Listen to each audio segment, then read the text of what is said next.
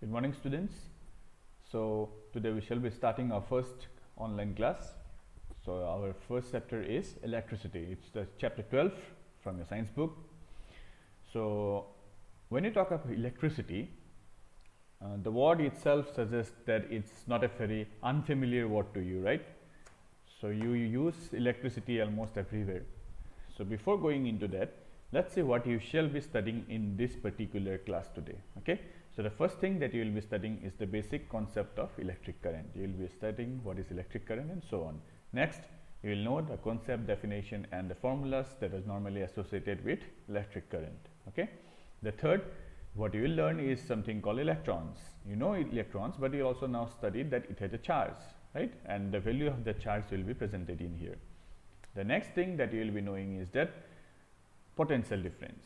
This term might be new to you, but you will understand it very easily.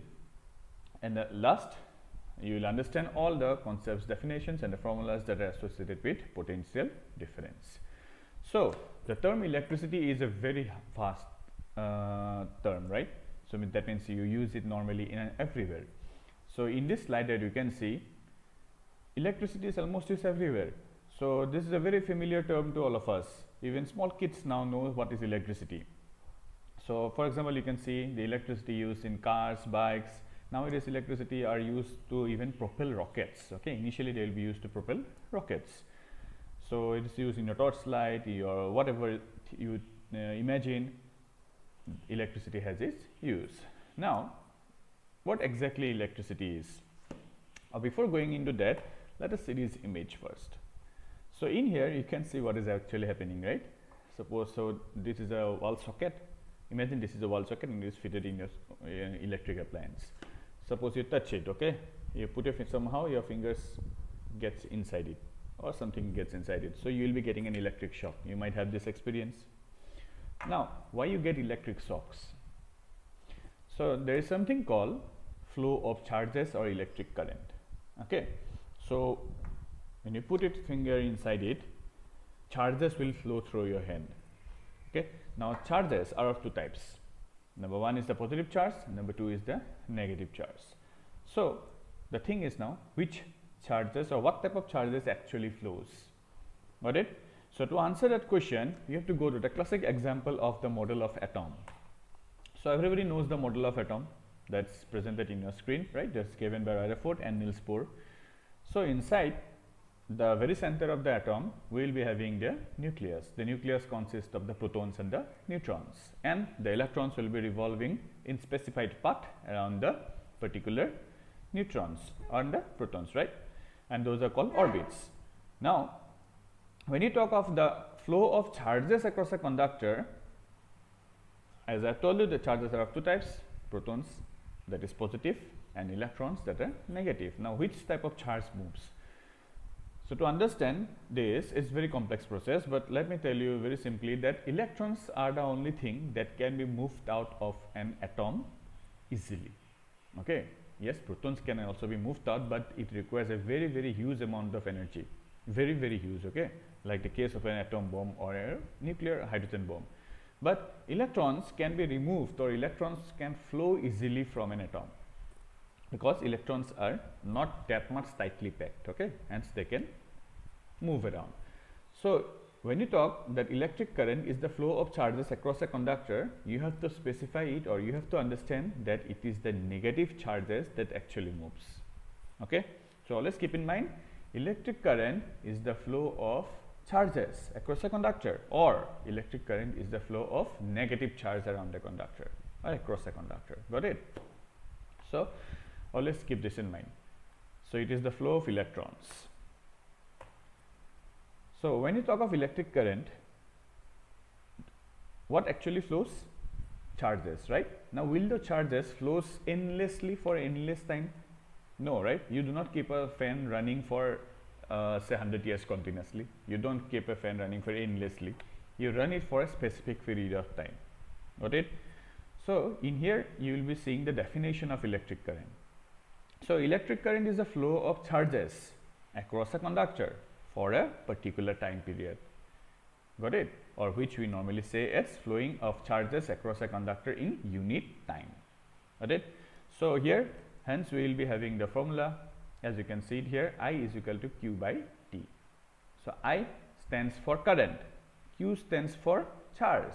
Okay, remember this, Q stands for charge and T stands for time. So I is equal to Q by T means the amount of charge, okay, the amount of charge that are exactly flowing in a particular time. So that is the definition of current, hence the formula I is equal to Q by T. Got it? Now Q means charge. The unit of charge is coulomb. Okay, unit of charge is coulomb and it is represented by capital C. The unit of time is seconds. It is denoted by S. These are the SI units, System International. Okay, so now put those values of coulomb and second in this equation. I is equal to Q by T. So I is equal to what? Q by T. Q means what? Coulomb. S means what? Seconds, right? So you will get a term coulomb by second. Now this coulomb by second means ampere, A-M-P-E-R-E. Okay, so the ampere is the SI unit of electric current. Got it? Now somebody might ask you, what is 1 ampere? So 1 ampere, how will you get 1 ampere? You will be getting answer as 1 when the numerator and the denominator are 1, 1, right? Or when the denominator are, say for example, 100 by 100. What is 100 by 100? 1, 1. Ultimately it will be boiling down to 1 and 1, right? So you will get the answer 1 when the numerator and the denominator are same or 1 and 1. So using this concept of maths, we will be explaining what is 1 ampere. So 1 ampere is the current, okay, that is flowing through a conductor. Understood? So 1 ampere is the current that is flowing through a conductor. But how? When 1 coulomb of charge flows through a conductor for 1 second. Got it? So 1 ampere is the current flowing through a conductor if 1 coulomb of charge flows through a conductor for 1 second. So why it is 1, 1? This concept, okay? Because you will get the answer 1 only when the numerator and the denominators are same. Got it? Now how will you measure the amount of current? Understanding this is simple, but how will you measure in practical life? So this is done by an instrument named ammeter. Okay, so ammeter is a device which is used to measure the amount of current flowing through a specific conductor. Got it? So this is the example of an ammeter or the image of an ammeter. You might have probably seen this. Electricians, if you have electricians in your home or if electricians have ever visited, they will be carrying a device such as this, right? So it can measure voltage, it can measure current and a lot of different things. Now in my previous slide, in this slide, I made a statement of 1 coulomb. Remember this? If 1 coulomb of charge. Now, from where that coulomb of charge comes? Who gives that charge? As I have told you, it is the flow of electrons, right? So electrons flow.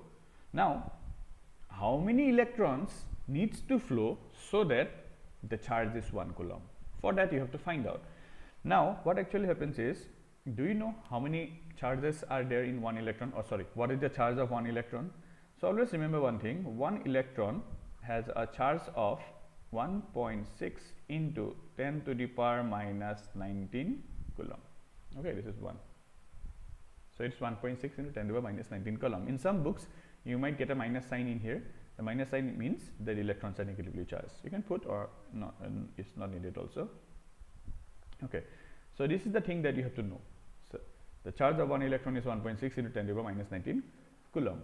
Now, how many coulombs we require? We require 1 coulomb. But are we getting now 1 coulomb from 1 electron? No, right? It's nearly 10 to the power minus 19 times less than 1 coulomb. So how will you get 1 coulomb? So let's do the maths. Okay, it's just normal unitary maths from class 4-5 standard. So 1.6 into 10 to the power minus 19 coulomb is given by how many electrons? Is given by 1 electrons, right? From this statement. Therefore, how many coulombs we require? 1 coulomb. So 1 coulomb is given by how much? Just do the unitary method. 1 by 1.6 into 10 to the power minus 19 coulomb. Oh sorry, minus 19 electron, right? So this much coulomb is 1 electron. So 1 coulomb is equal to this much electron. So you will be getting the answer 0.62 into 10 to the power 19 electrons, or you can simply write as 6 into 10 to the power 18 electrons, right? You can omit the 0.2. just convert it into simplest whole number. So you will be getting 6 into 10 to the power 18 electrons. Got it? So how many electrons make up 1 coulomb now? 6 into 10 to the power 18 electron. Understood? So 1 coulomb of charge flowing means 6 into 10 to the power 18 electrons flowing through a conductor. Got it? So imagine this is a conductor. So if 6 into 10 to the power 18 coulombs, 6 into 10 to the power 18 electrons flows through this in 1 second, that will also be known as 1 ampere. Remember what is 1 ampere? 1 ampere is the current that is produced when 1 coulomb of charge flows across a conductor in 1 second. Now 1 coulomb means 6 into 10 to the power 18 electrons also. So when 6 into 10 to the power 18 electrons flows through a conductor in 1 second, then it will also be termed as 1 ampere. Understood? So this is the basic diagram of how an electron actually flows. Okay. So these are the flow of electrons. Suppose you have a light bulb and this is a battery. Everybody has done this experiment maybe, or you have seen it. So electron always flows through this and it enters this. Okay. So I'll tell you later what is this. But before that, see this diagram. This is a very important diagram. Okay. So these are the battery. The double lines that you can see are the battery. So in battery, electrons always flows from the negative side to the positive side. So the direction of flow of electrons is this. Okay, so this is the genuine direction for the flow of electrons. It always flows from negative to positive. But there is a thing called biconvention. Biconvention means it is a term, or it is the study that has been continuously following for over a long period of time. Okay. So biconvention, the flow of current is from plus to minus. Okay, but this is wrong. Okay, this is totally wrong, but it has been followed since a long time. Okay, so it's been carried on. So let's remember the flow of current is taken from plus to minus, that is biconvention, but in actual practice, in reality, it is minus to plus. Got it? So in exam, if you were to write, or if someone asks you what is the direction of current, you have to say by convention the direction of current is from plus to minus. Okay, but in reality it is actually the flow of electrons from minus to plus. Understood? So all of you just remember these two lines. Okay, real flow of charge and conventional. Conventional is always plus to minus, real is always minus to plus. Got it? Now the main thing, electrons flow, right? So electrons are flowing, but why electrons are flowing? What makes the electrons flow? So to answer this question, let us first see a very classical example of watering tanks. So this is tank A, this is tank B. Now in here what you can see are that the levels of water are same. So if the water levels are same, then will water flow from here to here or here to here? No, right? You all know this. Now let's take a case in which tank A has more water than tank B. Okay, greater. This is greater. So what will happen? Once the tap is released or once the tanks are connected, water will flow from the higher amount to lower amount, right? Everybody knows this. So this is something which is called the potential difference. Okay, so potential difference in simple terms is the difference between the two factors. If the two factors are same, nothing will be transmitted from any side. But if the factors are different, then this too is. Okay. For example, waterfall. Waterfall always falls from a higher level to lower level, right? You will not see water falling from this to this, or you will never see waterfall in your lakes. You never see waterfall in your home ponds, because water level is same. Got it? But if the difference, then water will flow from this to this. That's called potential difference. Now, using the same concept as this, we have to explain now why electrons flow from one side to the another. Okay? So let's see potential difference. So let us take the example of a battery. Everybody has seen this battery. It's a Duracell battery. So in one side of the battery, you will be having the plus side or the plus terminal, and the other you will be having the minus terminal. You can take a battery and see it. Okay. Even in sockets, the sockets that we have in here, one is plus, one is minus. Okay. Now what happens? Let us imagine a case in which this plus side has 1000 electrons for the time being, let us say, and the bottom part it also has 1000 electrons. Now the number of electrons on both this side and this side are same. So is there any difference in potential? No. Since the two sides are same, since the two sides have the same number of electrons, hence will electrons flow? No, electrons will now not flow. Okay. So now what to do? Suppose, okay, this side has, suppose let us say for example 0 electrons. For example, okay, 0 electrons. That means this minus side has got higher electrons, this plus side has got lower electrons. Now will electrons flow? Yes, now definitely electrons will flow from here to here. Why? Because there is a difference in potential. Same thing as the water tank, right? Water flows from a higher to lower. Same thing, electrons flows from a higher to lower. So this is what exactly means by potential difference. Got it? So electrons will flow from a terminal. This is called a plus terminal, minus terminal. Okay, these are the terms that are used in electricity. So electric current or electrons will flow from the side that has more electrons to the less electron side. Got it? Okay. So this is what is being mentioned in this slide. Okay. So who creates this potential difference? It is the battery. Okay, this is the battery, and this battery actually creates potential difference. If you don't have a battery, you will not get current. So this is the explanation part of how a battery works or why charges flow. But to do this mathematically, you have to do some things. First of all, let's say a conductor is here. Okay, this is a conductor, and I am making a point A and I am putting a point B, and imagine that an electron is in here. This is an electron. Okay, suppose there is a difference in potential. This side has no electrons and this side has electrons. Left hand side has electrons, this side has no electrons. So what will happen? Electrons will move from this to this, right? Electrons will flow this way. So let us say that the electron is moving from here to here. Now if an object is moving, that means some work is done or not? Yes, work needs to be done. Okay, unless and until work is done, no object will move. Reverse is also true. If an object has not covered any distance, no work is done, right? So in moving from here to here, A to B, some work is done. Okay, so let the amount of work done be W. Now where is that work done? On where the work is done? That work is done on that electron. That electron is a charged particle, right? So hence it is said potential difference between 2 points A and B of a conductor is the amount of work done to move a unit charge Q, charge is labeled as Q, okay, from A to B.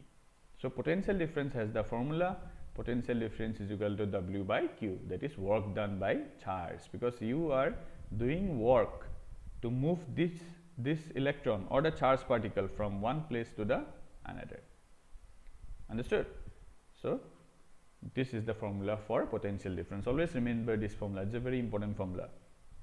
Now work done, everybody knows work done has the unit joule. Q means charge, charge is the unit coulomb. So joule per coulomb is volt, in memory of Alexandra Volta.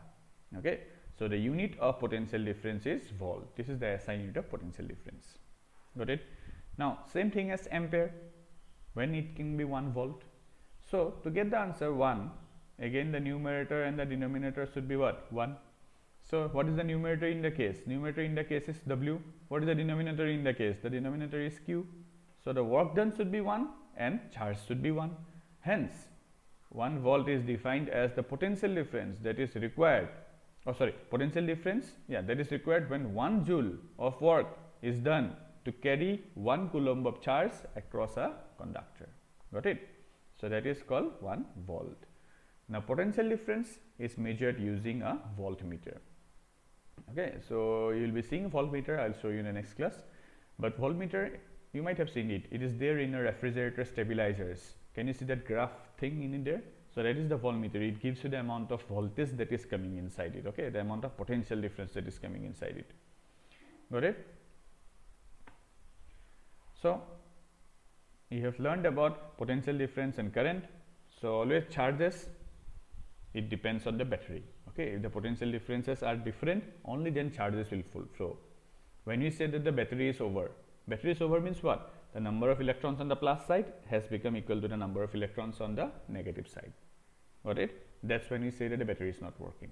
Now, another important thing is the electric circuit. Okay, you connect a battery, okay, fine, you connect a conductor, but it depends whether the circuit is open or closed. Now, everybody knows what is a circuit. You have studied this in class 7, right? Or maybe in class 8 also. So, electric circuit is a continuous and closed part of an electric current. So, here we have two examples, open circuit and closed circuit. Now, what is open circuit? So, can you see it here? There is a small gap in this. So, what happens due to this small gap? Electrons cannot flow on endlessly. Okay, electrons cannot continue because there is a breakage in middle. But in this case, is there any breakage? No, right? So, in this case, what is actually happening? It is a closed circuit. So, electrons will continuously move around and this bulb will glow. Understood? So, this is called a closed circuit. So, this is a proper electric circuit. This is not a proper electric circuit because electrons cannot flow continuously. Understood? And these are the normal symbols that are generally used in this chapter, electricity.